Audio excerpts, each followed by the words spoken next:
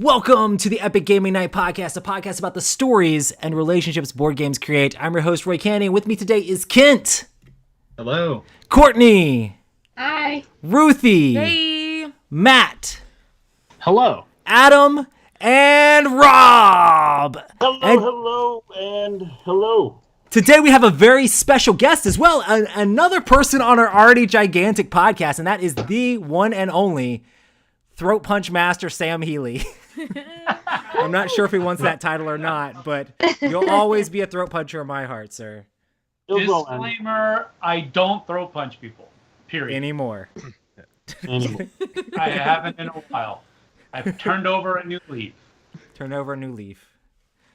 Awesome. But yeah, so Sam, if anybody doesn't know, he's from a YouTube channel back in the day called The Dice Tower, also a podcast called The Dice Tower.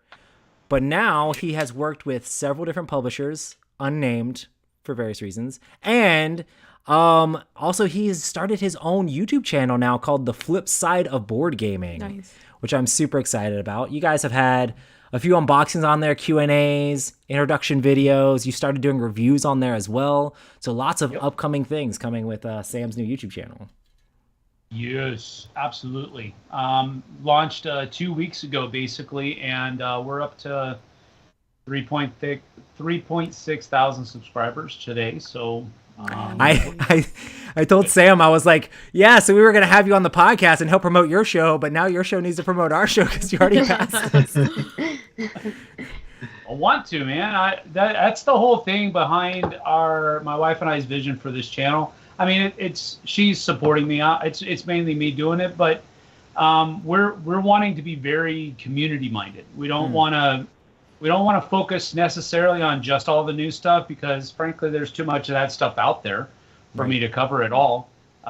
So we're going to cover the stuff that we want to cover, and then we're going to focus on community. So there's going to be a lot of live stuff on there. There's going to be a lot of road trips. We're going to showcase board game stores when we go to them and that kind of stuff. So it's much more community minded, community driven than I think what I've done in the past. So I'm looking forward to it, and the future is bright. I know that me and Rob, and I mean a bunch of us, were always drawn to your content so much because how much you love thematic style games or games with conflict and interaction and miniatures games. And I mean, that's always been my style of game as well. Me and Rob always like to beat each other up in games and blast each other away. So I've always loved your take on gaming and what games you think are good. So it'll be cool to see you making more content again, man. Thank you, man. It's good to be back. Seriously, it is. I mean, I was just talking. I've been talking to people off and on these different days, and just for the last 3 years, I've had my head down. I mentioned this a few minutes ago before we went live. I've had my head down for the last 3 years. Focusing on the products that I was working with the companies I was working with, and you kind of lose. The finger kind of left the pulse. And so it's been really cool to kind of put that finger back on the pulse and kind of hit the ground running and find out that the hobby's been going a lot faster than you thought it was. So it's a cool thing, but there's it's going to be a long ride. It's going to be a fun ride. It's going to be a bumpy ride, but it's going to be fun. That's awesome. But yeah, overall, we're going to have a pretty, normal-ish show. We're going to talk a little bit about news stuff. Kent helped me put together all the slides, so I approve of all of his news this time. But yeah, and talk a little bit about games we've played, and then talk more about what Sam's been doing in the world. So I guess we'll go ahead and get into the news stuff here. So first thing we want to talk a little bit about is the Spiel des Jahres nominees have been nominated, and I'm going to move a little bit of stuff around. But the nominations for regular Spiel des Jahres were Dwarf Romantic, Fun Facts, and London Station? Next Station London. We have little small slides here, though, which I think is a flippin' right? Yeah, Yeah, it's a flip 'em right. Yeah. The only ones I played out of this one is actually Fun Facts, which is a cool little party game about putting stuff in order based on what the entire group thinks the order would be best. But yeah, it's a cool little party game. But I don't know too much about. Have you looked into too much of the other games there, Kent? I've heard Dwarf Romantic is a tiling game based off of a video game. It's fairly relaxing as far as I know. Where you kind of just lay tiles, you build up stuff. I think it's cooperative too, if I'm not mistaken. And the Next Station London it's a flip and right, I think, but you're using different colored pencils to draw different subway lines. And I think you're passing the pencils around the table, so like you're working on trying to maximize the different lines. And it's fairly accessible from what I understand about it. Yeah, that's like and Fun Facts coming off of the same. I think that's the same design team as. Is that the same design team as So Clover and Just One? Yes, exactly. Yeah. So that's something to look out for too. I had fun with it. It's all about numbering things 1 to 100. It is interesting though, because there's a little bit of stuff where it's like some of the questions could lead to a teeny bit of like hurt feelings a little bit. Because like how what was it? Just about you. It's like, how creative a person do you think you are? And then people get to rearrange your stuff. And they be like, I wrote a pretty high number on my thing and I put it out there. I mean, it's not really that big a deal, but like seeing other people like think that they're more creative or think that you think you're not very creative is kind of like, oh, okay, that's interesting. That's strange. So, but yeah, I can have situations like that as well in the game. But overall, it's pretty fun. And I like the fact that it's cooperative, that you're trying to figure out how to put that stuff in order. Oh, okay. Yeah, that's similar to the other two. Cooperative that you're hurting each other's feelings, like. Yep. I mean, isn't that typically cooperative? Like when I get into a fight with my wife, is that like a new game? We just call it like argument, where it's a co-op where we just argue with each other. Look, man, there was this big push to gamify your life back in the day, and I don't know why you can't just extend that into other aspects of your existence. Hey guys, we have this game where I think I'm better than you in these areas of life. These areas of life, you're not so good, and we're gonna call it a co-op game. Yep. It could be a little bit of that too. It'd be like, oh, who thinks they're the most handsome? It's like, well, do I come off as egotistical? Do I put myself up there, or do we know it's a joke and put Rob at the top because he knows it's not a joke because it's true? I put a low number because it is a joke, right? We all know I'm at the top, but we don't think that, and we know that's not true. Well, then you need to get your eyes checked. Anyway, there was a game that came out like this a while ago. Well, I don't know if it was like this, but it had the same vibe to it, where you were rating other people and how they were at blank at whatever you're doing, and it pissed people off. Yeah, when we were playing the game more than once. Now it paused. Part of that could be that Joe Stedman was part of the game, so that could be part of the problem there. But I think it was inherent though, because it was stuff like that. Who has the best, who's the best speaker, or who group do you think is this and whatever, and it was more like just a popularity game. So I don't know, that doesn't sound interesting to me, but you never know. It was fun overall, but So Clover and Just One are like leagues above it in my opinion. The other ones was the Kennerspiel. They had Planet Unknown, which I know you guys are a fan of, which is huge. They have Iki, which I've seen a lot about, but I don't know too much about the game. And then they also have Challengers, which is a game I rated a 2. So what am I, a joke to you, Germany? What's going on? So this is the only category I've played all the games. And what do you rate Challengers, Kent? So I would say Challengers I read about a 7. But, so here's what I say about Challengers. So Challengers, I went into it knowing it's basically just an auto battler. Like, you're basically just throwing your deck out there and hoping. The only choice you do make are the drafts. And they do give you some options as when you're drafting cards to, like, you can pitch your whole hand and draw a new hand, and you try to build synergies with your deck, but it may not come out that way. It may not come out that way, and you may just get totally hosed. But I thought for a silly light game, it was good. He's saying that because he won. Once I did, won. But I don't win that much. He beat me in the last round. So you know, I'm so mad. You won but it had nothing to do with any skill you had or anything you actually did during the game. Again, it was it completely comes down to random. the draft. It comes down to what cards you draft and how the cards play out. So you can draft the best cards. It's not completely not random. Totally random, no. There are also some choices in certain cards. When you play, you have to make a decision on what you do, but not much. It's so few and far between. It's very few. Yes, I agree with that. But it's fun. So Courtney checked out, and So it's like a tournament. It's basically a theme is a capture the flag tournament. It's very chaotic, but you're going to be getting cards and adding cards to your deck, and you're just playing this big, huge tournament with you can play up to 8 players. It's silly fun, but you can't take it too seriously, I would say.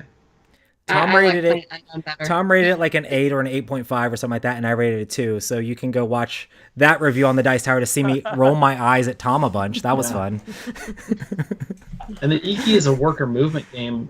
It's very Euro, but it's got a really nice production. It's fairly new printing. It was an older game they reprinted. It's set in Tokyo. I think the Tokyo market used to be called Iki, I believe, something like that. And you're kind of moving your characters around, and you're activating cards, but you can use other people's cards and stuff. It's a really well done Euro game, and I had a lot of fun with it. And then you all know Planet Unknown. Yeah. No, I don't. Please tell me about it. Tell me about Planet Unknown. Who wants to Go ahead, Rob. It's your. Yeah, Rob, you this loved is it yours, the most. baby. Rob loves it. Planet Unknown is a tile laying game where you are you're trying to maximize points, whether it's moving your rover or removing falling meteors or maximizing the water and trying to get all these different combinations. And on your player board, you have like intelligence and terraforming and like a couple of other different options, and you're just trying to basically move up your options as you place these tiles down on the board. It's a lot of fun. You can place the tiles however you want to place the tiles on the board, but I think there's points if you put the water on the water, or like you get bonuses and stuff like that. It's pretty simple. It's not hard and overly complex, but it is hard in the way that like you really have to strategize on how certain things come out. One of the things that I love about the game is on the middle of the board, they have this turn tile, and when it's your turn, you get to choose a tile from that turn tile, like a Lazy Susan basically, and everybody in front of their player board has an arrow that's pointing towards the Lazy Susan, which is fantastic and super smart production wise, because now I know, okay, I have to choose from this section of the Lazy Susan, basically. And so whoever picks from their section that they want, everybody else is stuck with whatever part of the Lazy Susan is in front of them. So it's a lot of fun because you're not necessarily going at the same time. There's a few seconds or a minute or two of downtime in between turns, but your turn, you're always going to be paying attention to other people.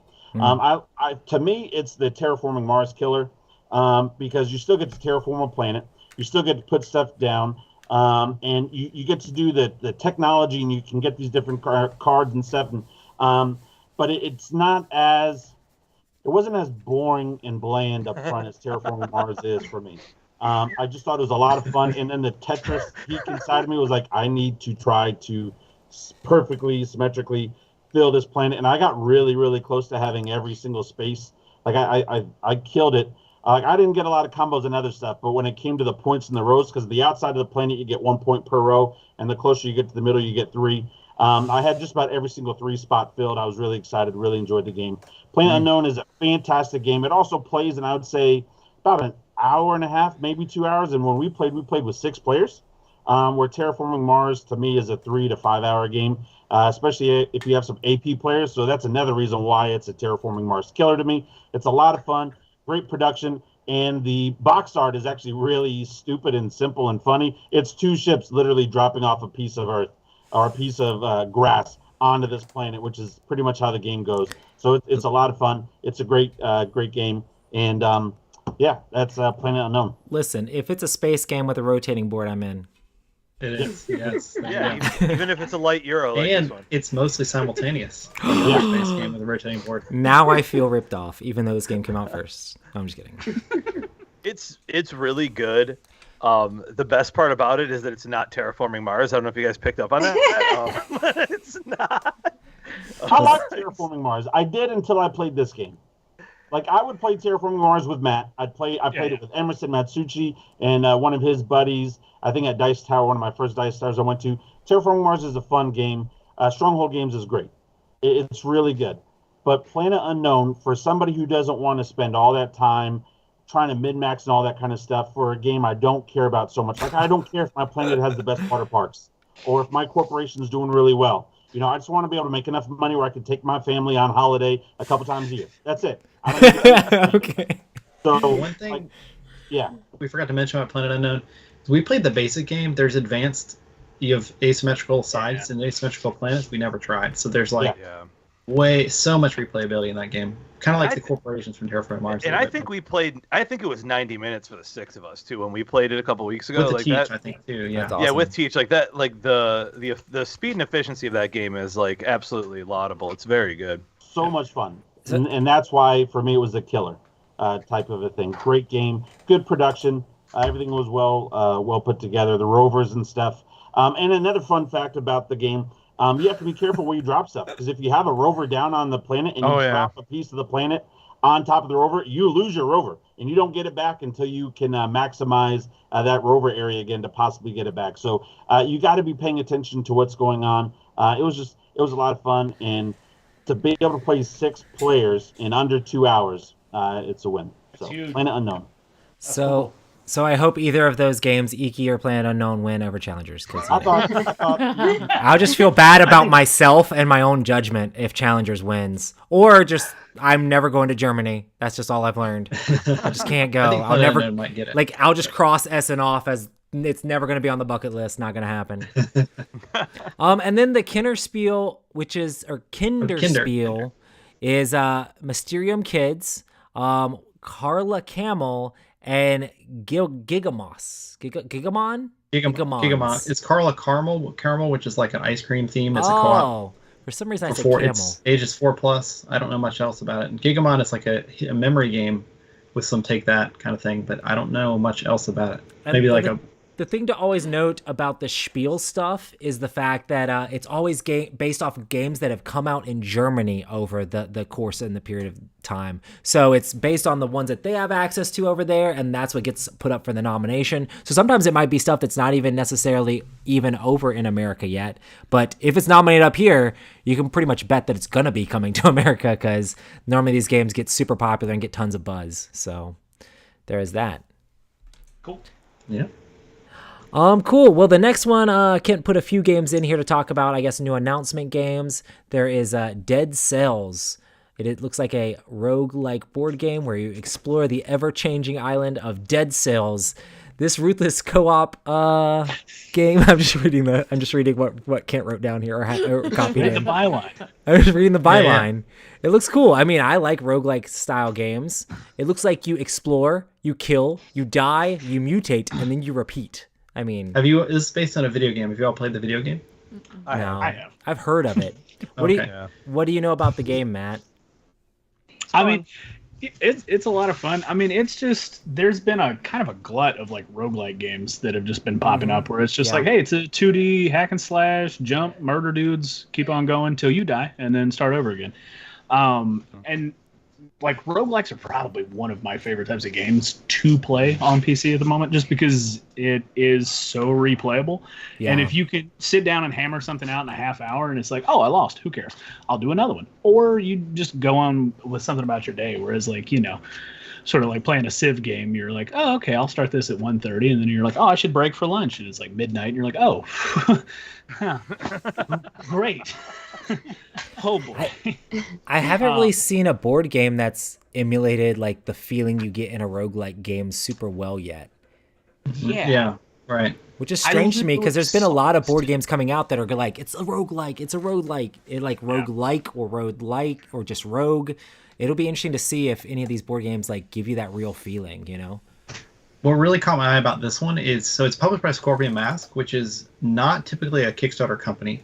Oh, interesting. And it's also designed by Antoine Bauza, that's Ludwig huge. Blanc, and Theo Rivera, which are all, and That's then huge. another designer, Corentin Lebrat, which I'm not familiar with that designer, but those designers are known for making very streamlined and games with good, easy rules.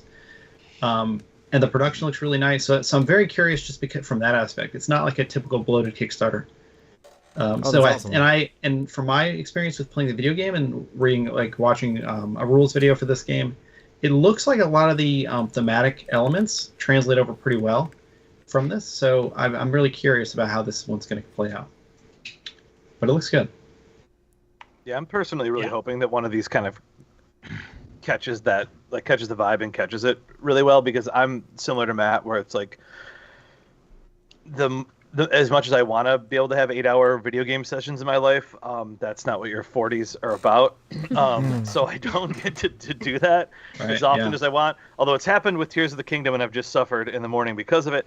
However, something like Dead Cells or every Risk of Rain 2 or something like that is like, I can play for 30 minutes or an hour, and I can kind of keep my high score. It has this pinball kind of element to it, which I think is really attractive. To kind of how and when and why you can replay it. So if they did something where like you could maintain the mutations, you could have a little run that you could play, leave it on your table for a couple of days, like that would be very, very sweet. I would enjoy that a lot. So hopefully they catch that vibe. I'll definitely pick it up if it does. It does say 45-minute playtime, so you might get that. Nice. Oh, that'd be so good. Yeah. So it looks like the next game here is a Ryan Lockett Red Raven game coming to GameFound this fall. I haven't seen this, Kent. Where'd you find this? Did you? Yeah, this is on a GameFound preview page. Are you in Ryan Lockett's pocket? I don't know. No, unfortunately not. No. So you're thinking of Jamie. You're right, Jamie. He's in. We met him once. He's super nice. We played a game with him. He is one game with Ryan Lockett. He's the nicest dude, honestly. He was so nice. Yeah. So this one looks like a smaller scale game than some of his others, like Sleeping Gods and Near and Far and Now or Never. This one looks more along the lines of possibly like what's the other one? He made a few smaller ones like Deep Vents and I forget what the other one. In Rome, Megaland, yeah. So it's maybe that's that scale, and it's a tableau builder, it looks like. So this from BGG, it says, in Creature Caravan, players build a card tableau of creatures while traveling through a magnificent and dangerous land. Players take turns simultaneously, that's the key word there, placing dice on action cards, moving their caravans on the map, playing new creature cards. Players also compete to trade goods and rare coins in a shared market, search mysterious white towers, and fight Ember zombies. So there's fighting in the game. There you go, Rob. As they travel. So the game ends one player reaches Estray. The player with the most points wins. So it's you're still trying to get points, but it's kind of like it almost sounds like has some Gizmos vibes maybe with some dice placement, where you're triggering stuff on your cards, but you're all kind of doing it simultaneously. That sounds cool. So and it goes up to 6 players. So I like 6-player simultaneous games. So it's one I would definitely look out for. Coming in September maybe.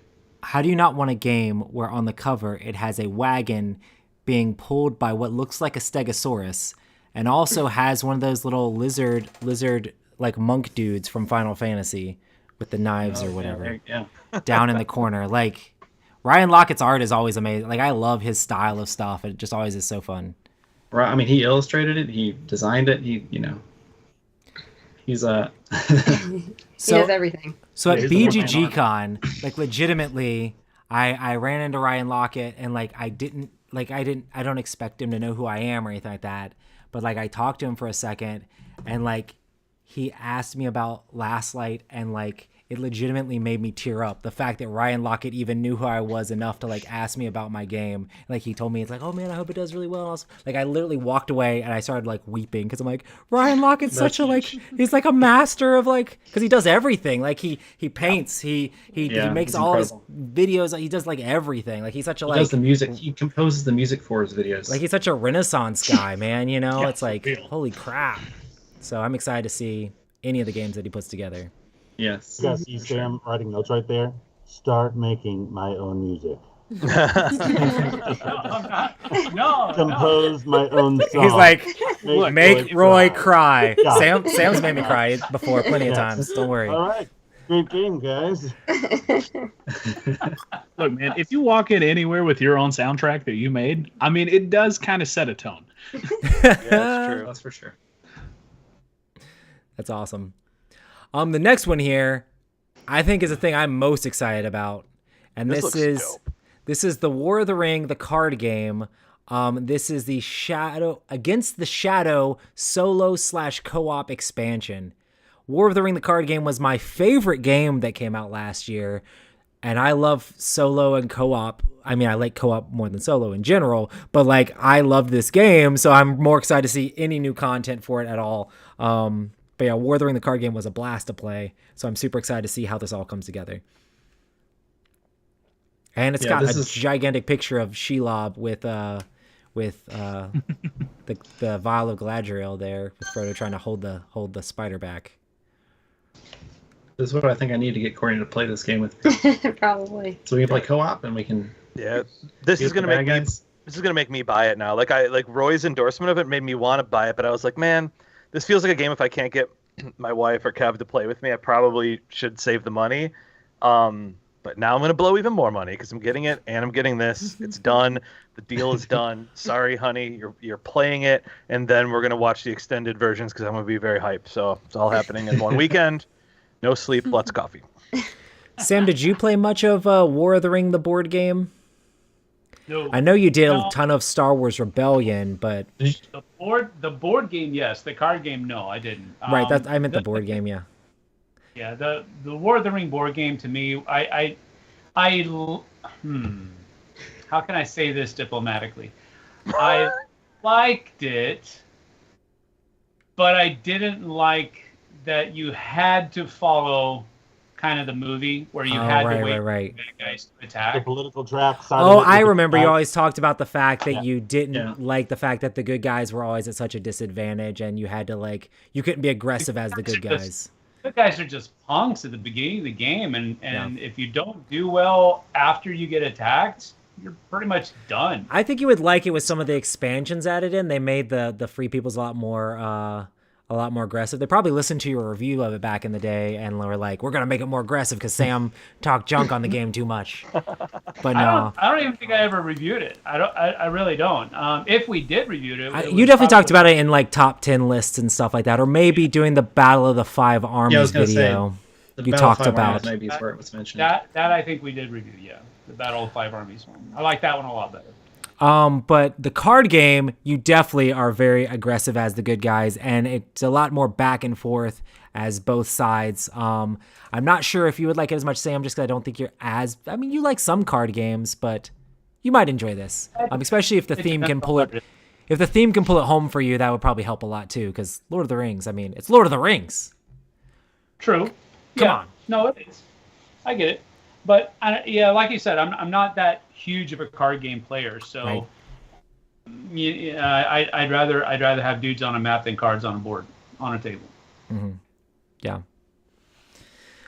Awesome. Well, I'm excited about that. The next one here is Ticket to Ride, coming soon. There's a teaser trailer released by Days of Wonder for a new Ticket to Ride game by Alan Moon, Rob Davio, and Matt Leacock. That's a lineup, dude. What? So basically, Ticket to Ride Legacy. They're suspecting, we don't know. Could be co-op Ticket to Ride, could be Ticket to Ride Legacy. Who knows? Most of us on this thing don't know. So, Look, I'm excited about the idea of Ticket to Ride Legacy, so you can achieve firsthand the systematic degradation of how infrastructure crumbles over time in your but it just keeps failing the whole game. Gosh, why does rail cost so much money? I'm hyped. I just hope it doesn't slowly become an 18xx game, or maybe Amy would love that. Oh my gosh. Ticket to Ride XX. I kind of hope now, honestly. You know how many different versions of Ticket to Ride there are now? There's so many different little mechanisms from all these different versions they could add in here as unlockable stuff. Yeah. So there's a lot to work with. Mm-hmm. You also have stickers you can put on the board to make new routes and stuff. Maybe. Why hasn't somebody made a mega Ticket to Ride where you just put a bunch of boards together? The whole world. Why not? Well, that's like what's it? Like that, wasn't it? And it kind of flopped a little bit. Yeah, Rail and Sales was probably one of the least popular ones, and it did have use the whole world. But the Ticket to Ride IP, and it's not going to sell. It's something like you do at a con, like when we go to the cons and you see the games that they play all weekend. This is something that somebody who lives in a basement comes up with this idea, and they tell you which versions to play. and you put it Why all. Why they gotta live in a basement, Robert? Why do they have to live in a basement? How many of us are in basements right now? I love how you're in your basement right now, right? I'm in Florida. We don't have basements. I'm in my basement. Come on. I think there's so many versions of the game. Why hasn't that been done, or hasn't been done? I'm not in that. Just because they're all so self-contained, like you'd have to be really creative to mix them all together. I think. They're really light. I mean, they're so light to be big. I mean, if anything, I think the goal of most of the Ticket to Ride iterations, at least in my experience, has been to like make them somewhat more compact, right? Like, or more streamlined, because Ticket to Ride is monumentally successful as it was, and it's like kind of that hobby game that like even people who are just have their toe in it are like, oh, I love Ticket to Ride.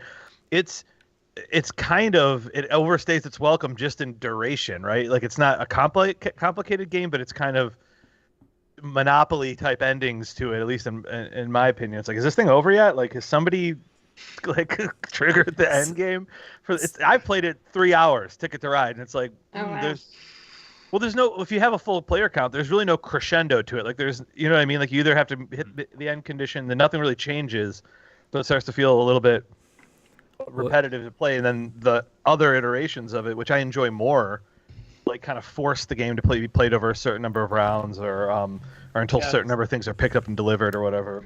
The city series of Ticket to Ride is really where I think it sings the most. Yes. Yeah, that's the smaller ones. Yeah. Yeah, those have been really good. We just played the Amsterdam one. It was really cool just to have that little set collection mechanic where you're just trying to collect as many of those merchant cards as, I mean, it's just one little rule that you add to it, but it makes it feel different than the others, and I think that's one of the best things about that the city series of Ticket to Ride is that each one of them feels like a different game, even though you're pretty much doing the same thing. My favorite Ticket to Ride is the one with the fantasy characters called Ethnos. So. Hey, we're about to get the Safari version of that or whatever here pretty soon. So. Sam's making faces at me. I think it's the Rummy set collection thing, right? Like I love that kind of Rummy card play feels really good. Like I'll play any game at least once that has kind of that Rummy hand vibe to it. Like what's the you ever play like Pocket Madness? Like it's not much of a game, but it's like, oh, this is Cthulhu I just Rummy. like quick turns. Quick turns is always so good. Bam, bam, bam. Super good. Awesome. Well, I guess we can go ahead and get into the games that we have been playing. I'm not sure how we're going to do this. I know you guys talked about you were going to put some game there. We're just going to do Adam's game. Human Punishment. Did you guys all play this? Or Yeah. I picked it because we all played it, and I thought because we have so many guests, everyone could jump in. I played it. I got home. I broke it back out at home, too, because I hadn't played it in a while until we all played together at Rob's cabin. And I just... For anyone who's listening or watching, I just want to reiterate how underrated a social deduction game this is, how unique it is. If you have a group of gamers who actually game, it's got a little bit more to it to keep track of. So it's not going to be the first social deduction game that anybody plays. All right, it's not going to be one night. It's not going to be Night of the Ninja, although that's also a lot of fun. Yep. It's a little more fiddly than that, but man, does it really pay off in just pure chaos. It's just pure chaos. It's so much fun. Like, it seems at first like, oh, this is going to be overwhelming to keep track of, like, there being 4 different factions in play and not having any idea how many people are in those factions or if they're going to stay in those factions as the game goes on. You're like, that seems too mushy. And then you play it 2 or 3 times and you're just stabbing each other in the back in the worst way. I love this game so much. The fact that it's kind of just vanished breaks my heart. It is so much fun.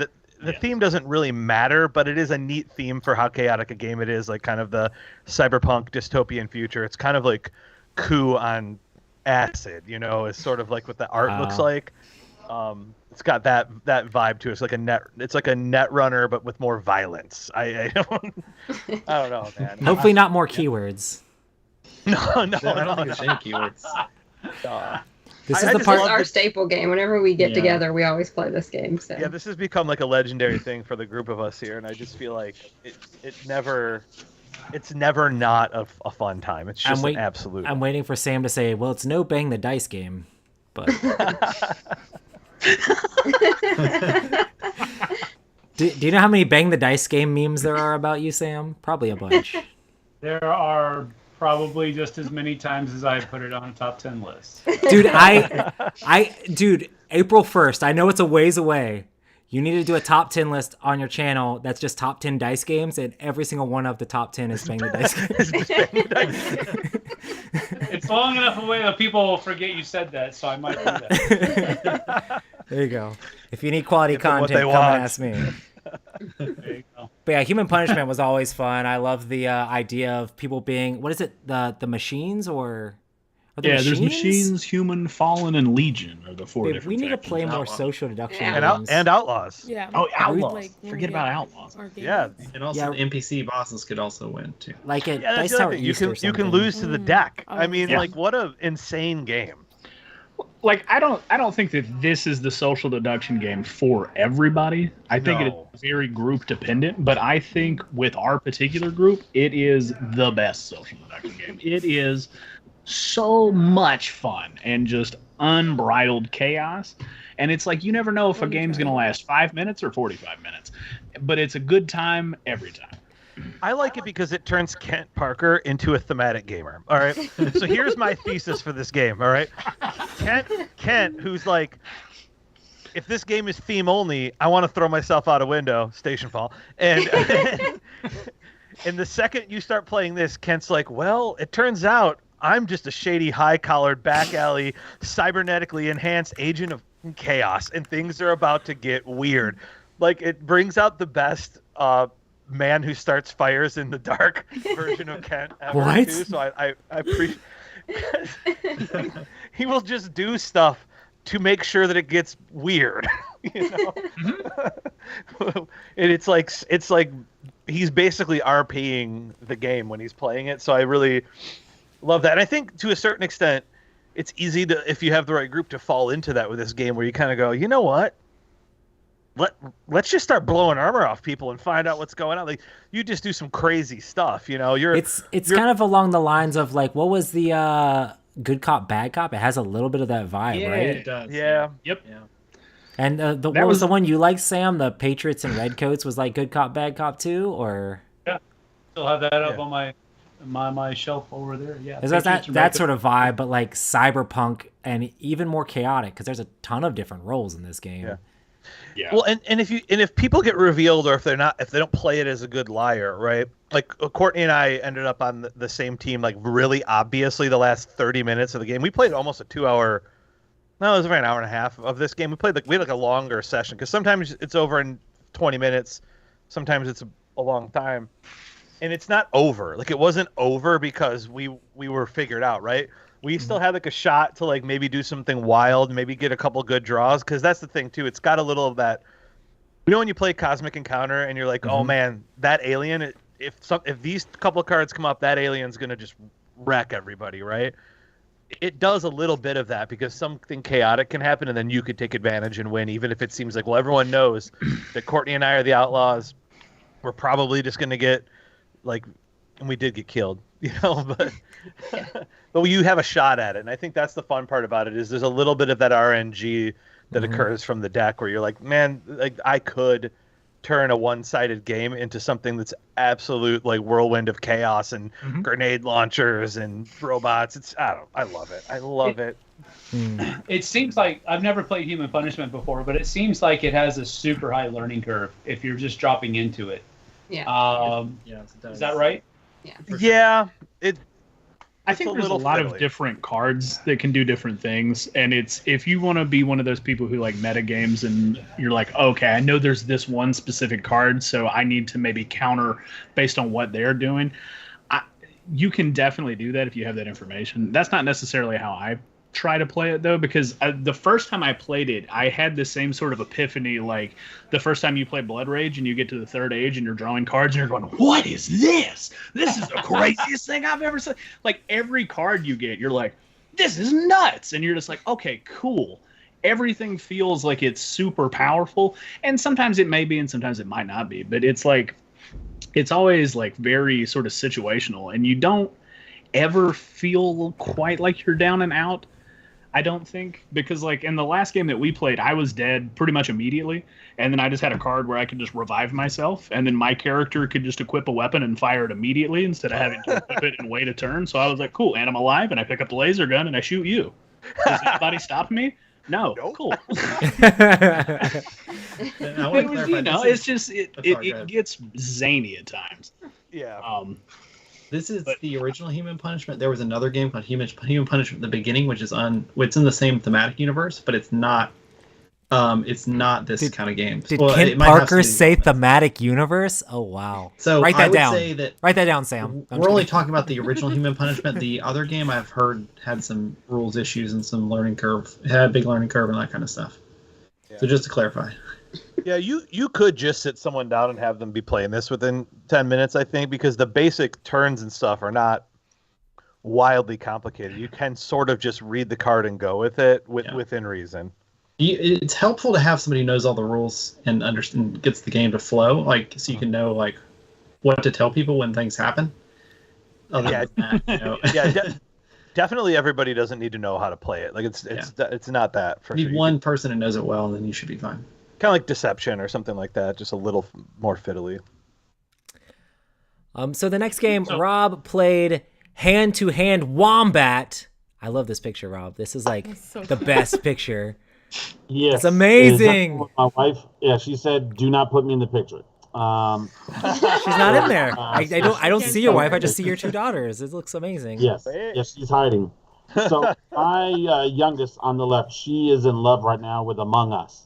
And I remember when we played Hand to Hand Wombat at Cabin Con. Hand to Hand Wombat, it is one versus many, where everybody is dealt a secret identity card. You're either a good wombat or a bad wombat. There's only one bad wombat. Unless you play with 6 people, then there's a chance of maybe a second bad wombat. And what you're trying to do is you're trying to complete these pyramids from largest pieces to the smallest pieces. So it goes 6 to 1, and you got to do 3 pyramids. You have a minute and a half. Your eyes are closed. You can only use one hand at a time.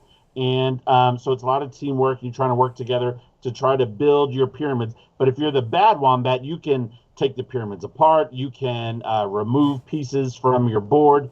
You can hold on to pieces. And so it was a lot of fun. And my kids are really into Among Us right now. And so I was like, you know what? This is a fun sort of Among Us game that we can play as a family. Because we're not going to know who the traitor is. Somebody's a little sus, and we had our little votes at the end of every round, and so it was a lot of fun. And it's a cute, simple game. You know, we played for points, but we never really kept points. The bad guys always won, but I think the good guys helped the bad guys win more than the bad guys tried to win. Because there was definitely, and she shall not be named or shown, there were some communication issues. Of like, I need this number, and I was trying to give her that number, and then when I put that number down, or gave her that number, it wasn't the right, she didn't put it in the right order, but we had a lot of fun. The kids really loved it. It's a fun, simple family game.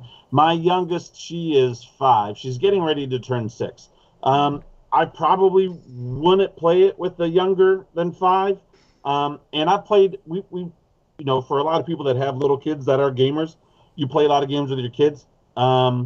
I would say the game is probably, you know, better at like 7 and up, because there were a couple times, I mean, I have these huge bananas for fingers, and so she a couple times got a little overwhelmed because like, Dad, your hand is literally taking up the whole box, and so there was some stuff like that, but we had a blast. Super fun, simple game. I got it for like $25 on Amazon after we played at Cabin Con. And speaking of Agents of Chaos, when we played at Cabin Con, Kent, being a good guy, just starts turning the box around, even though he's the good guy, just creating intense chaos. And so we try to vote him out the first couple of games because why would your teammate do that to you? But again, his name is Kent Parker.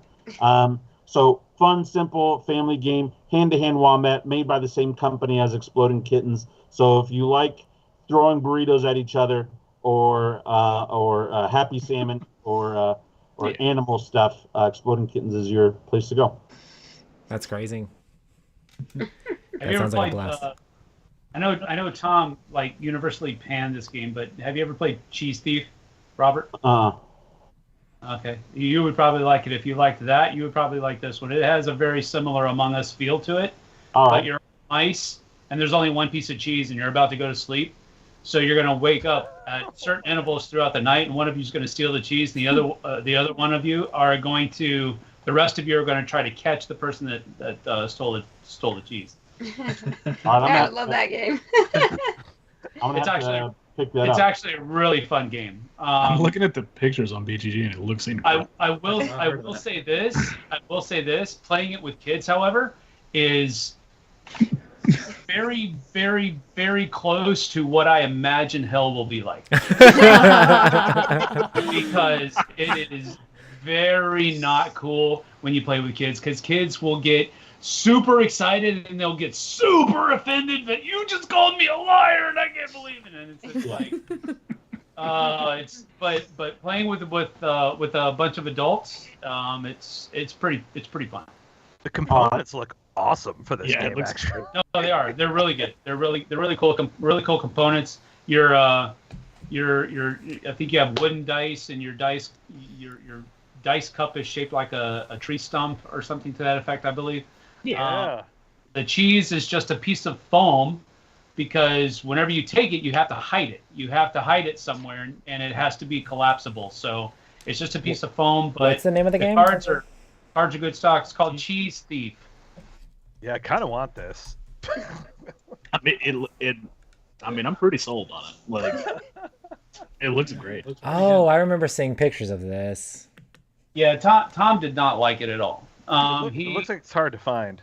Oh, yeah. Because it's got the little foam cheese that you can kind of like squish and hide a little bit. Yeah. It's like a sponge, it looks like.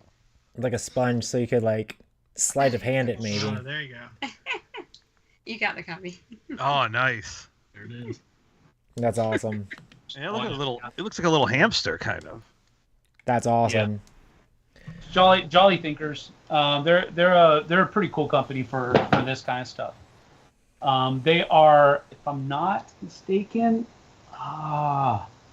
they're part of the same, not the same company, but they're part of the same company that came up with Deception Murder in Hong Kong. The same. Oh, awesome.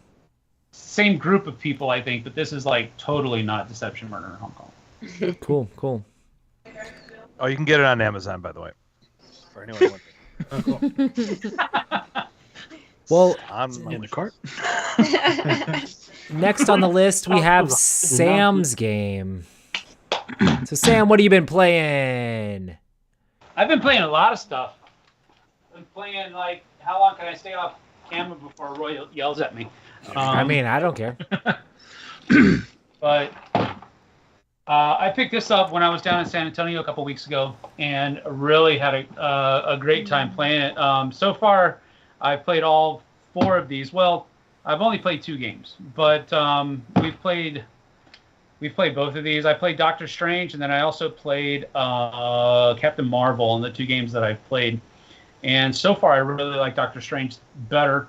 Marvel Dice Throne. Now, I know Dice Throne is like this huge conglomerate of games that's going on. It's like season 1, season 2, and there's like 15 million characters out there.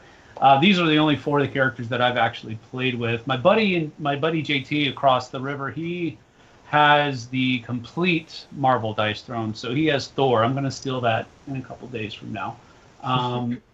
But I just really enjoyed the game a lot, much more than I thought I would. And the first thing that really came to my mind after I played it with JT, and then I was teaching my wife how to play it, was that, and I told my wife before I started teaching her how to play, I was like, if you know how to play King of Tokyo, you know how to play this.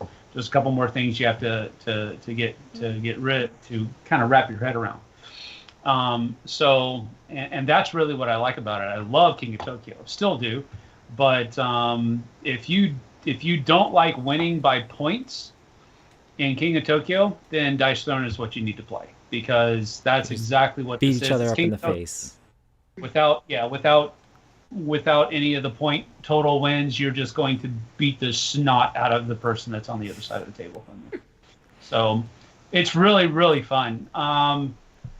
Finding all of the combinations and trying to pick which one you're going to go for, and then realizing that, well, you you couldn't really pick that turn. The dice just kind of plop this in your lap. So this is what you're going to do, and this is what you're going to have to roll with, and no pun intended. And it's just a really fun game. A lot of cool stuff, and the Marvel is that's my favorite universe of superheroes. So I'm just really vibing on it right now. So I haven't got anything from season 1 or season 2. I have some elements in play that I might be able to get my hands on some of it, but we'll see later. But right now, I'm just enjoying these things. Me and Ruthie have played it several times, and she's beaten me every single time we played it. Like Scarlet Witch. Yeah, you played Scarlet Witch, and I was Miles Morales in one of them. Yeah. I think just every time we've played, I get wrecked. What other Black Widow? Yeah, there's Black Widow, there's Doctor Strange, there's Thor and Loki. There's just a ton of different stuff for the Marvel stuff that's really cool. It's fun. I really like the card play, like being able to upgrade some of your actions and stuff like that. Adds a little something. Yeah, that's kind of the cool part, that it's because King of Tokyo doesn't really have a card play. They have a couple of the things that you can beef up your dudes with, but it's not really card play, and that's really the thing that's missing from King of Tokyo. If we can say there's anything missing from it, I think King of Tokyo stands well enough on its own, but the card play and Dice Throne really makes it a really fun game. You know, rolling the dice is fun enough, but adding the card play on top of it was genius. Like, you can't really play King of Tokyo at 2 players. And Dice Throne is just like your go-to if you want that style of game at 2 players, you know? Or you just want to do like Battle Yahtzee. It's basically Battle Yahtzee. You get small straights and large straights and beat each other over the head with different superpowers, you know? And the Marvel set in particular feels, I like how they integrate the characters' powers with the abilities and with the cards and stuff. It I mean, you know, for being a board game, being abstract anyway, it does a good job of adding in that theme. Got him. And Kent left. He left. We kicked him off for calling our games abstract. Get out of here. Yeah.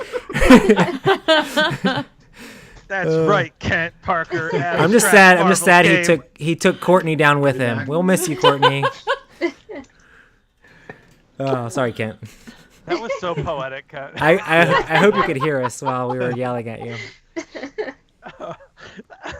Bam. But yeah, you'll definitely have to get the rest of the Marvel stuff at least, Sam, because it's a lot of fun. So.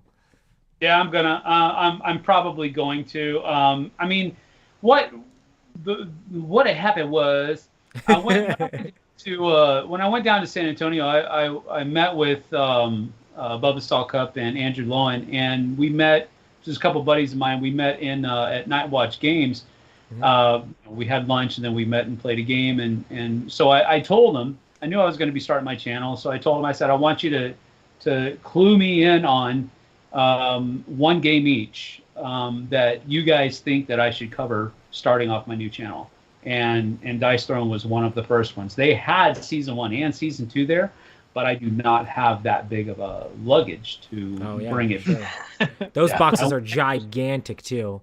So they are. They're freaking huge. So I bought the Captain Marvel and Black Panther there, and then I was up at another game shop in Seattle a couple days, last week, and so I saw the other one there, and I was like, gotta have me some Doctor Strange. So, yeah, for sure. For sure. Well, the next game is mine and Ruthie's game, and every single time, like, we don't have a game to mention, I'm just like, oh, we should talk about Project L. Oh, we should talk about, and we never have on the show yet. Until today, Yay. We're finally talking about Project L. I love Project L. So I'll describe, I guess, the mechanics a little bit, and then you have to say why we like the game. So Project L is basically a game with polyominoes that you are basically, it has this vibe of like a Century style game or like a Splendor style game where you're kind of like building up and then like making big moves as you've built up the game. Yep. So basically on your turn, you can either take a puzzle or a puzzle that you're trying to solve.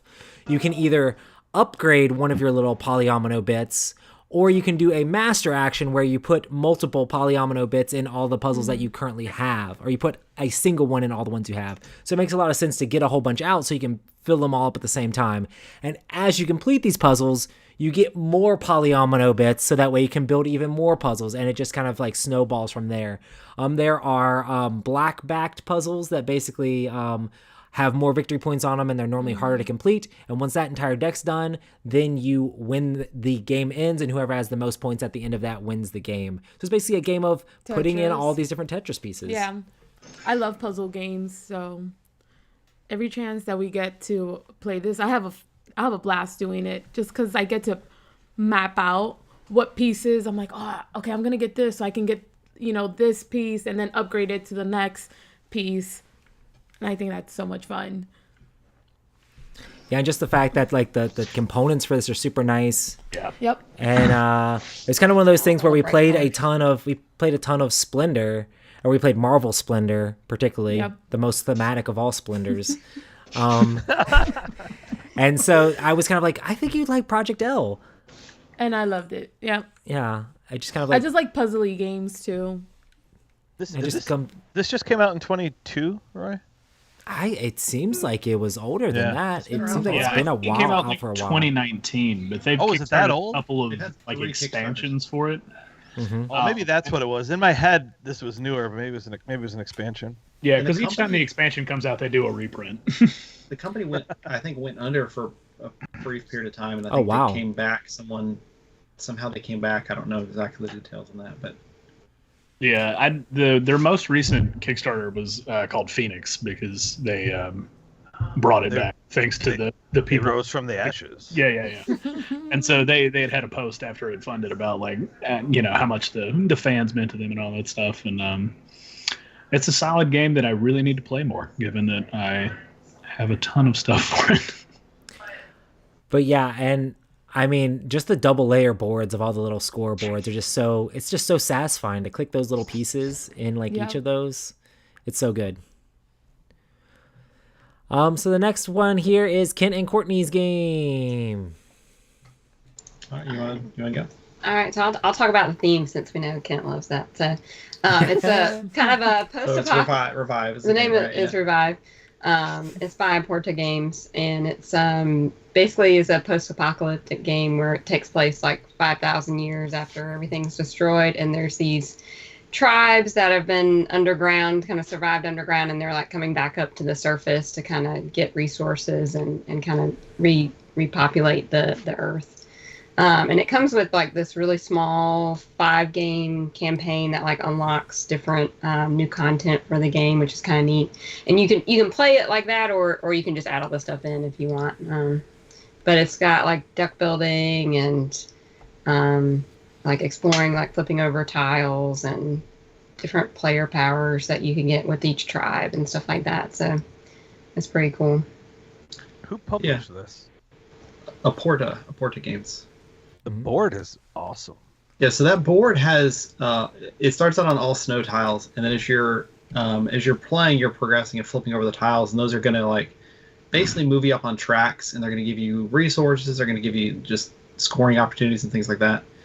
But the coolest part I'd say about this game is it's kind of a hand manager deck builder. So it's got some deck building elements, but it's a very different feeling deck building. So you have basically 2 sets of cards, and you're going to be playing those cards into you get this giant player board with like a bunch of weird looking stuff all over it. But you're basically going to slot those cards into the player board. If you slot the card in the top, you get to do the top action on the card, and if you slot in the bottom, you get to do the bottom action of the card. You're going to have to choose which one you want to do. And then you have like little technology things you can upgrade into those slots, so those will trigger depending on what color of the card you put into the different slots. And then on that main board there, that on your player board that looks all crazy, you can get upgrades and special actions and things that let you do all sorts of different stuff. And then your player board also has technology you get as you place your people out on the board. So those are going to be like your own special abilities, and everyone's got a unique set of those. So it's pretty fun. I'd say it's like a medium to heavy Euro, but it's got nice presentation, nice art. And it's just pretty neat. I would say it has a different feel than a lot of Euro games. I would say. Ruthie was excited seeing this game, not because we've actually played it. I'm like, this board looks very familiar. But We set up multiple copies of it at Dice Tower West So I know on how the to set hot up games the table. game. So she knows how to set up the game, but we've never played it. I'm like looking, I'm like, is this? And then he's like, yep, we set this game up.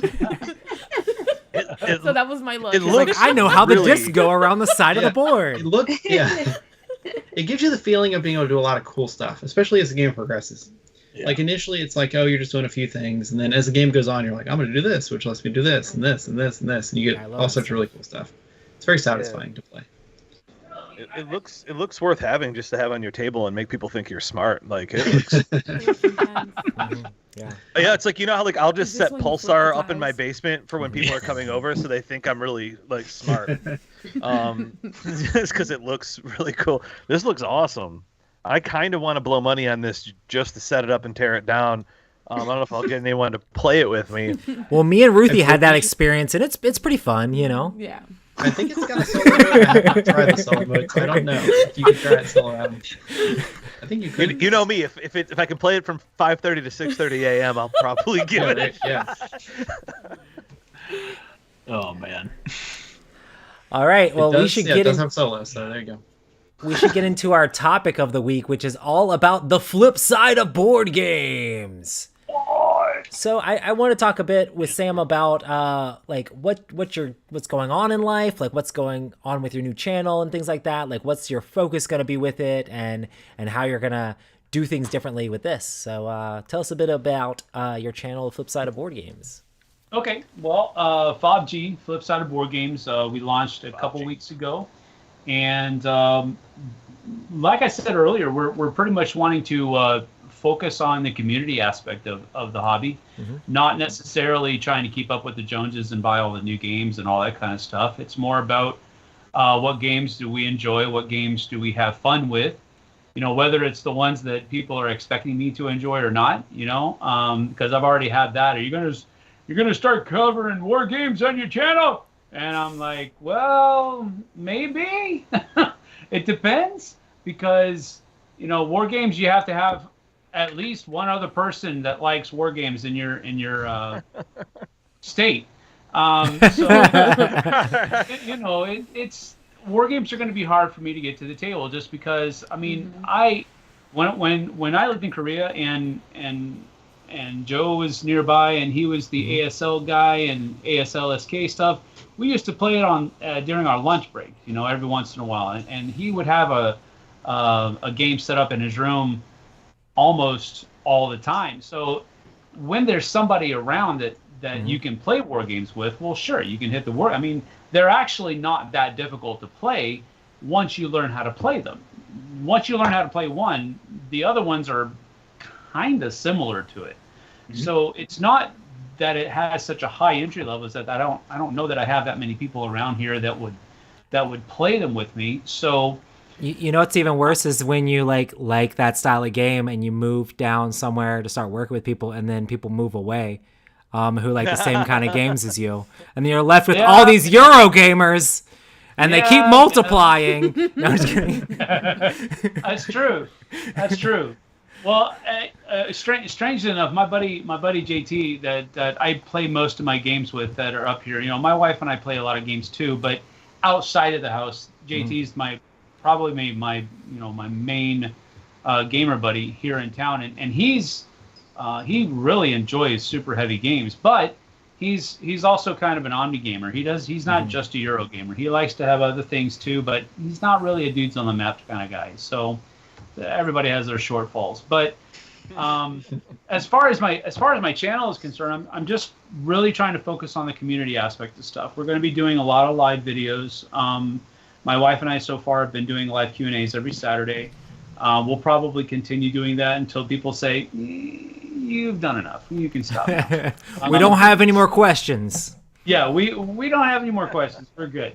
But we're going to be doing those a lot. We're going to be doing live plays a lot. The good thing about live plays is that you really don't have to edit them too much. So, you know, once you're done shooting, there's your video. So I do enjoy doing live plays. I also started doing road trip videos. So I'm going to be traveling around here in the Valley, Wenatchee Valley area where I live, which is kind of central Washington.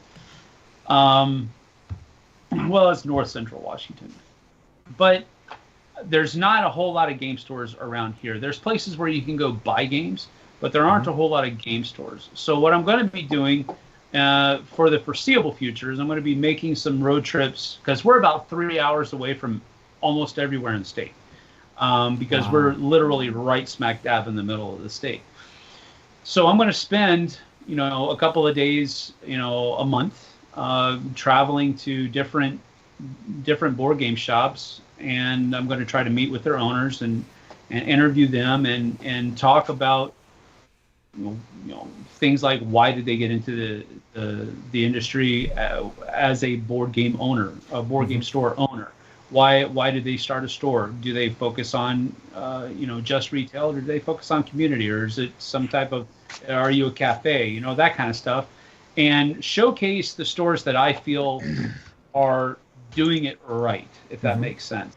And so that's one thing that we're going to be doing. Other than that, it's just pretty much, I don't mean to, kick a dead horse, but it's kind of the same stuff that most content creators are going to be doing in the board game industry, covering reviews, doing unboxings, live plays, recorded plays, all of that kind of stuff.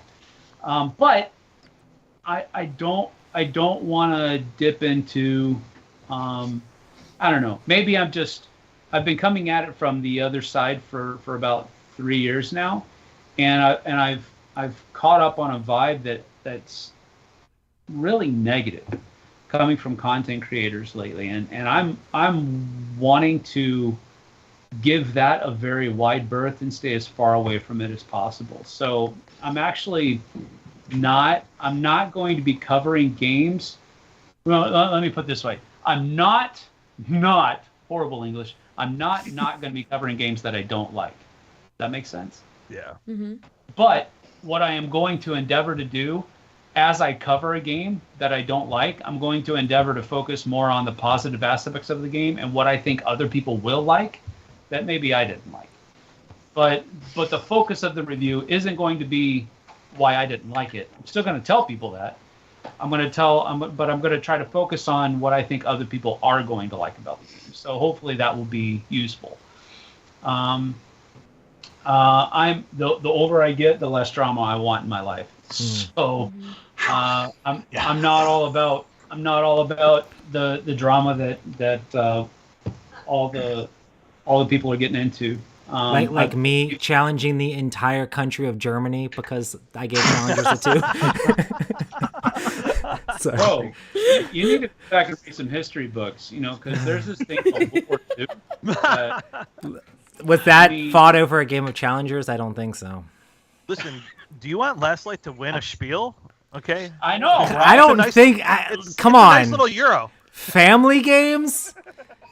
That would be the biggest kick in the teeth, is if I was actually nominated for like a Euro Game Award or something. I shouldn't even say that because that shouldn't even be a joke. Oh man. That's awesome. But I think I'm also going to be, I'm also going to be doing, Kickstarter previews and stuff like that. And do you think you'll get back to top 10 list style stuff as well, or? Well, maybe.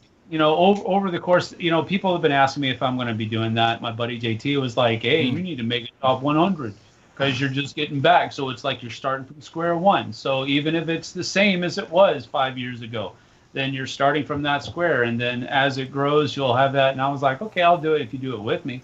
I'm not going to do it by myself because it just, top 10 lists are cool. They're fun if there's somebody else there with you doing it. That way you talk about each other's lists and entries and tell each other you're stupid for thinking that, and Yep. that kind of stuff. That's what makes doing top 10 lists fun. It's the community. Otherwise you're just talking to a camera for 5 or 6 minutes about 10 games that you like. You can cut it down to 5 or 6 minutes. Holy smokes! No way. Yeah, usually, dude. I used to work for the same guy you work for. Yeah, I tried to cut it down to 5 or 6 minutes. That's what he was yelling at me for most of the time. I feel you. Dan, I got a question. Nice tower after hours. Yeah, go ahead, Robert. So you have been in and out of the board game industry for a long time now, and you're coming back to it. Obviously, you're a fan. Obviously, you're not just doing this just because like it pays the bills or something like this. And if it does, fantastic. But obviously, you're doing this because you're passionate about it. And I know that you and Tom had a big history in Korea, teaching and stuff like that. And I know you guys played a lot of games in there as well as Miami and stuff like that. But where did this passion that has lasted, a lifetime for you so far, what really got you into these board games? And why are you so passionate to keep going, even if it is in a new spectrum? Where did it come from? And what motivates you to keep doing it? That's an insightful question.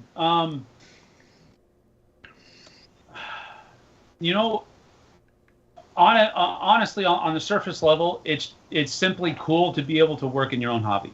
It's cool to take what you enjoy, what you already love doing, and be able to make a buck with it. To be clear, we're not making a living yet. It's going to take some time. But I think I don't want to sound cliche and just say, well, I've always liked board games. Well, there was clearly a time where there had to be an initial step. The initial steps for me were playing checkers and chess with my grandparents, mainly my grandpa. But we also played games like Hi-Ho Cheerio and Chutes and Ladders and Life and the dreaded Monopoly. And that's when it really began, and that's back when I was second, third grade. So I haven't always played games, but ever since I was in second or third grade, I've been playing games at some level. If you get into college, it was the CCGs, Decipher, Star Wars CCG, the BattleTech CCG. Those were big things. But we also played, games like Samurai Swords and Risk and all of those kinds of things. And then, the industry started to boom after that, and we kind of caught on to all of that. And this is after Tom and I had already met at college, and Tom started doing his reviews, and it kind of caught on, and I was like, cool, I'll play these games, man. This is fun. This is all good. And I was happy with that. Then when Joe left Korea, Tom needed a co-host, and I was kind of just right there. And so I slipped into that spot. So from that point, I think it was it became more of a passion, if I can use that word. Again, I usually like to just go back to it's my hobby. I don't really call it my passion. My passion is more interacting with people. That's more my passion than board games per se.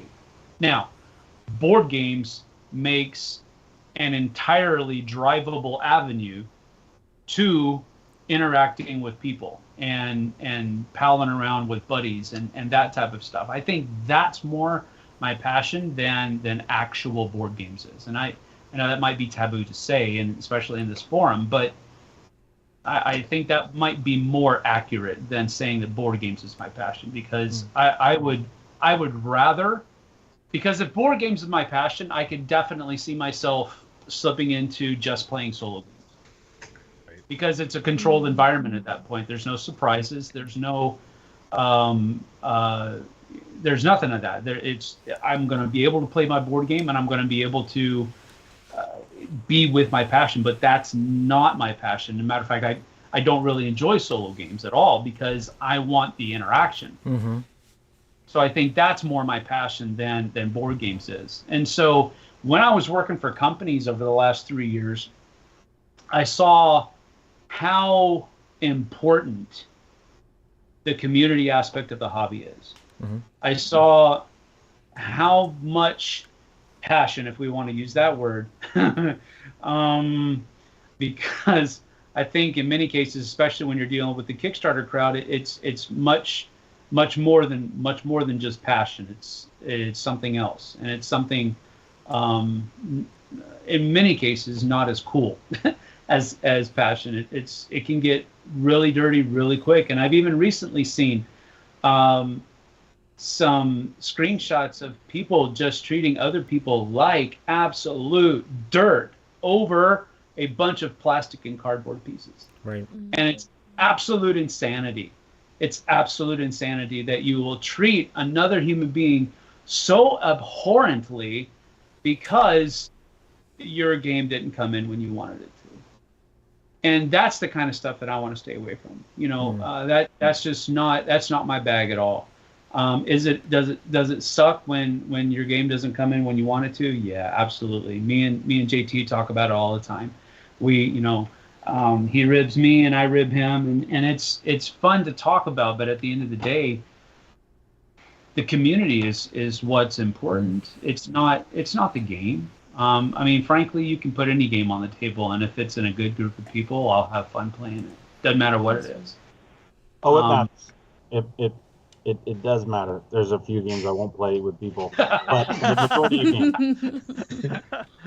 I'm gonna call your bluff, bro. I think you're joking, and I think everybody knows you're joking. But I think in the right group, you will play anything that's on the table, and you'll have fun with it because it's not about the game; it's about the people that you're playing the game with.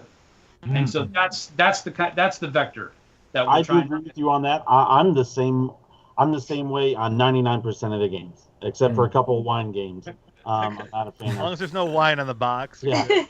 But I'm the same way. I love people, and I love their energy, and I love that interaction, especially that personal interaction that a board game brings that a video game or a solo game can't bring. That electricity between people. Because board games are also a good way for some people to vent, or express themselves in certain ways where you can really do a lot more than just play a board game while you're playing a board game. So yep. I appreciate your response, and I don't think it's cliche or anything like that to say passion. Because of how long you've been doing this, I think passionate is the right word because you have the history with this. I also think passion is the right word. And I am glad that you did admit, not that you needed to admit or anything, but yeah, it's not about the game. It's about the people, Mm-hmm. Yeah. So absolutely.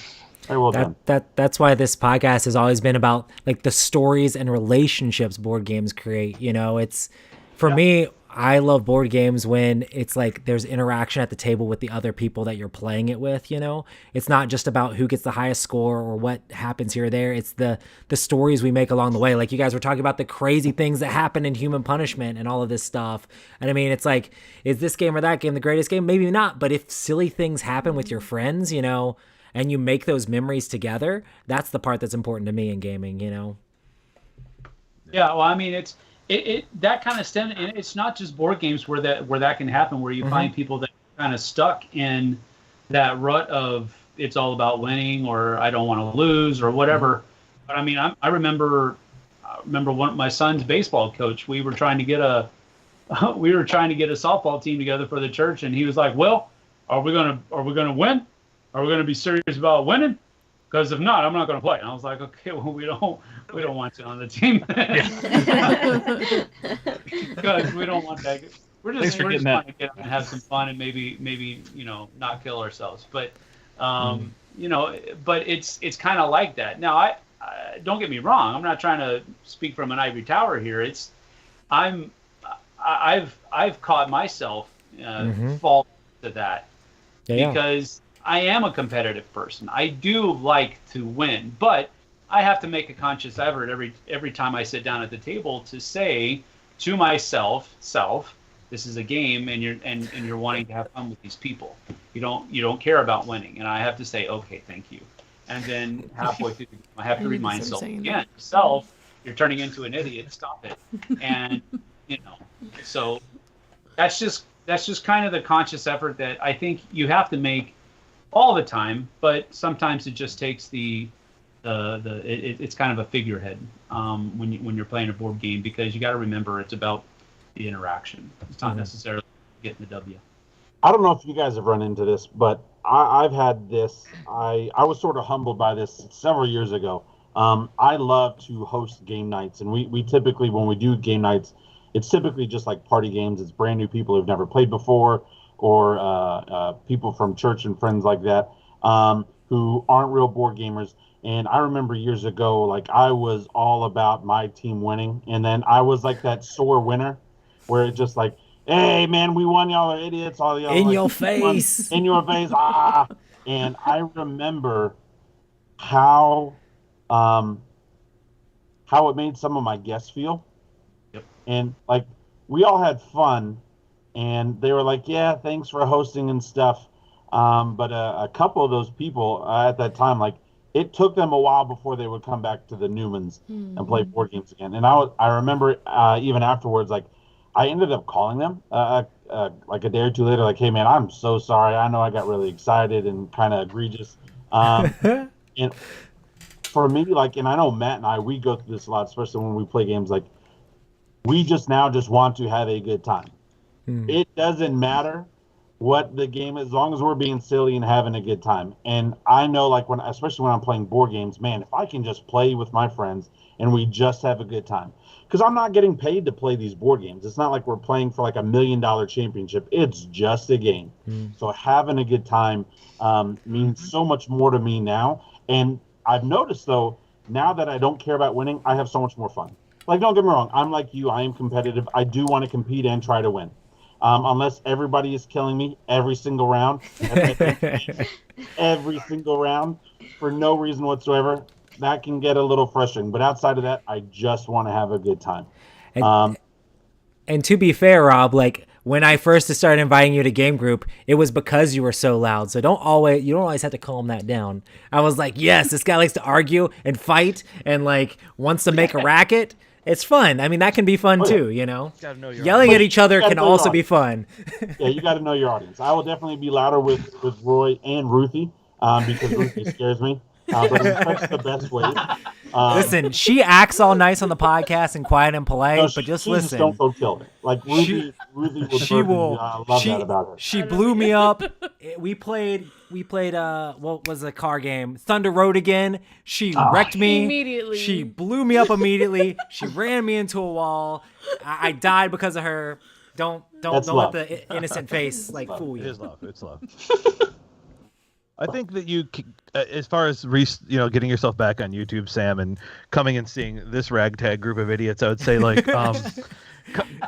having community be at the front of the thing, it warms my heart to hear that.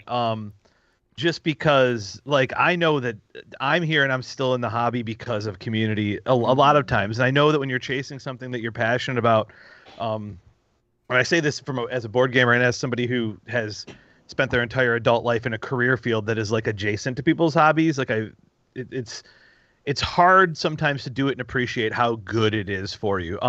Everybody here on this screen, I'm the furthest away. I live in Michigan. I've never lived in the Carolinas. I've never lived in Florida. I'm friends with all these guys by happenstance and by the power of this community. And to be honest, there's been times when it's been tough, and being part of this community has been pivotal in me getting through my life. I almost died in 2018. It was very close to death.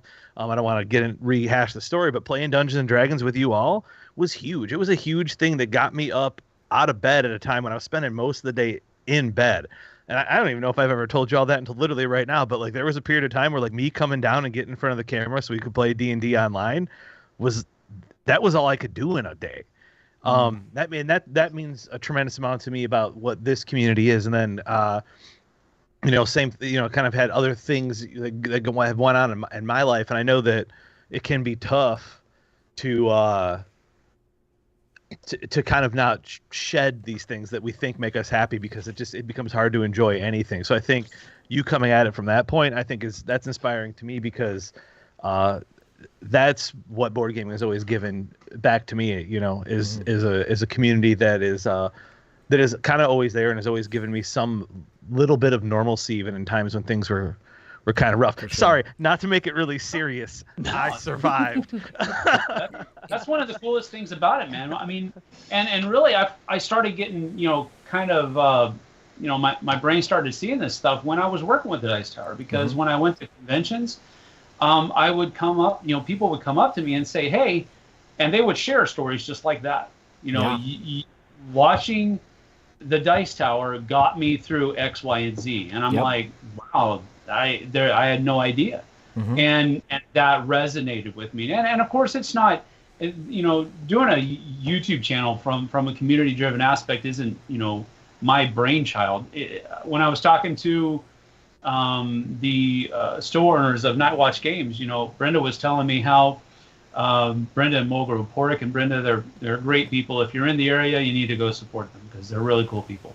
But I was talking to Brenda, and Brenda was talking about how it was just after Mother's Day, and she was talking about how some of their customers came up to her and gave her Mother's Day gifts. Now, she doesn't have any kids of her own that I know of. I could be wrong with that, but I'm pretty sure that she doesn't have any kids of her own. But these customers of theirs see her as a mother, or at least a mother figure. And that's huge, for a complete stranger to come up and give you a Mother's Day gift because they feel in their heart that you are a mother to them in their life. That's something else, and that's the kind of stuff that people remember. I tell my kids often. I tell them, for example, both of my sons have gotten they have a kind student of the month or something like that at their school, and both my stepson Dante and my son Aiden have gotten those in the last year time frame. And I told them both, I said, that's the kind of thing that people are going to remember throughout their entire life, is when you are kind to them. And kindness can come in a lot of different shapes and sizes, but it's a fundamental avenue that you have to live life through, I think. And that's what I think is at the heart of community, is simply being kind to one another. So that's what we're shooting for. That's awesome, for sure. Pretty heavy stuff. I think it could be a great. Sorry. Awesome. It's awesome to have community, and I'm glad, Sam, that you're invested in community and like looking out for little guy, because we know it's not like the quality content that you're trying to make, because that's why you're on this show. You that's not the priority. So, no, I'm just kidding. But now we're mostly just here to have fun. We'll try to make our content as nice as we could, but as nice as we can. But I mean, honestly, I'm not a tech savvy person. I know how to, run an editing program on a computer, and I know how to set these cameras up so that I'm not looking like I'm in a blurry snowstorm. But past that, I'm not that technically inclined. So I'm just doing the best that I can. But again, it's, our audio is not going to be that great.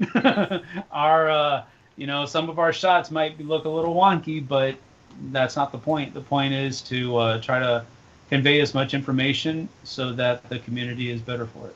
I feel that for sure.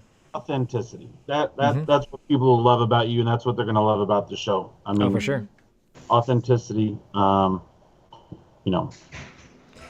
listen, I know you've texted me, called me before. Anytime I can help you out, man, with anything, let me know. Even though my stuff isn't all that great, I can always try to help out. We can brainstorm together, whatever you need. Absolutely. That's what it's all about, man. That's just another aspect of community, And you can text me, just don't call me Roy. And I only did that. I never called you Roy. No. Other people have done that. I called somebody else Roy though. Yeah. I only did that once. You call somebody else, or you lost Roy's number because Roy and then Rob. I get it. I do remember like my favorite Rob Sam story was when we played a game of Blood Rage, and I've tied with Sam in Blood Rage multiple times, by the way. But I usually get beat. I know, but we tied. Was it me and Rob tied, or no? Me and Sam tied, I think, in Blood Rage, and Rob and Sam had to have an arm wrestling contest at the 24-hour marathon for the Dice Tower to see who won the whole thing. The footage is out there somewhere. Man, that was such a long time ago. I was such a fun time, but that was a much younger Epic Gaming night. Many moves. Wow. Listen, I've seen Rob push a car uphill in the snow. I would not arm wrestle him. I don't even remember who won that arm wrestling match. I did. That's a different set of moves. I don't doubt it for 1 second. I want a rematch. I don't. I messed up my arm. I couldn't do it. Now, okay, I want a rematch. You have to use your bad arm, Rob. Yeah. I had to remove a 904-pound boiler from my house by myself. And I know it was 904 pounds because when I took it to the metal place to weigh it, hoping I was going to get all this money, I got like $27. I was so pissed. And it's not been good since. If I say the medical bills. I did all this, yes. And yes, thousands later, I can't really raise my arm, so. Times. Flip side of board gaming. All right. That's awesome, man. Well, is there any other things you think you're going to be working on or doing in the industry? Are you going to be going to conventions, Sam, or like doing different things like that, making the circuit, or? Well, not going to be a circuit. Part of what I'm focusing on now is I'm trying to stay home as much as I can for my family. Mm-hmm. But I am going to be doing a few. And when I mean a few, I'm envisioning it 3 or less conventions a year.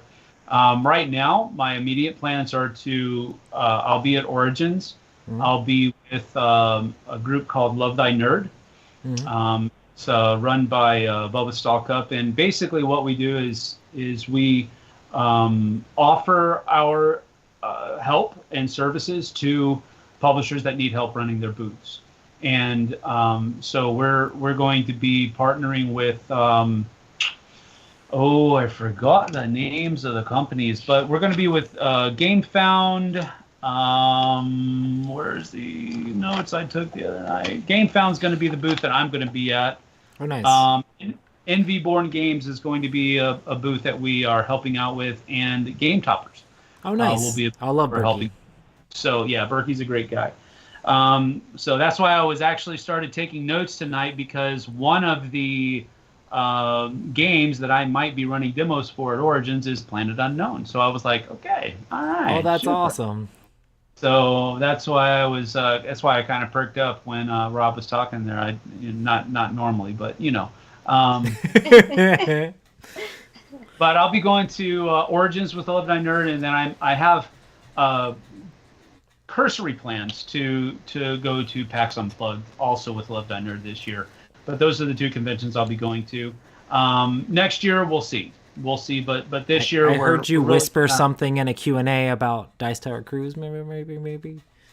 Yes, but that's next year. I know. Next year I will be going on to Dice Tower Cruise. My wife has already said that yes, we are going to do it. So nice. I can safely say that. It's not something that will be. She's super supportive. I wish that she could have been here with me tonight, but she's actually keeping all the people at their practices right now. So it's good, but she's super supportive, and she would have loved to be here. But yeah, we'll be at Dice Tower Cruise next year, Origins this year, PAX Unplugged this year, and we'll see after that. Awesome. Well, cool, man. Well, we've hit about an hour and 30 minutes. So I do want to say, everybody, make sure to check out Sam's channel, Flip Side of Board Gaming. Is there a special YouTube link they have to go to? Do you have like the tagline at the end of the YouTube channel currently yet? Or should they check you out on social media to try to find the links? No, if they go to YouTube and just put in Flip Side of Board Games, I should pop up. That's awesome. I should pop up right there. I don't have a fancy schmancy URL yet, but we'll see about getting one as soon as I can. But for right now, if you just go to YouTube and in the search bar type in Flip Side of Board Games, it should come up. FOBG in green letters with a orange pause sign be in front of it, which means pause your life and come watch a video. There you go. That's what it is. I dropped a link in chat for those who are on the YouTube. Awesome. Yeah, make sure to you. check that out. Also, Are you on social media at all? I have Facebook, Instagram, and Twitter. That's about it. And I usually, if I post a video, I'll usually post links on those three mediums at the very least. It's awesome. But yeah, you've been advertising the Flip Side of Board Gaming at the end of all your Dice Tower videos for years, so it's finally come to fruition. Yep. See you on the flip side. Did y'all know what I was doing. Know.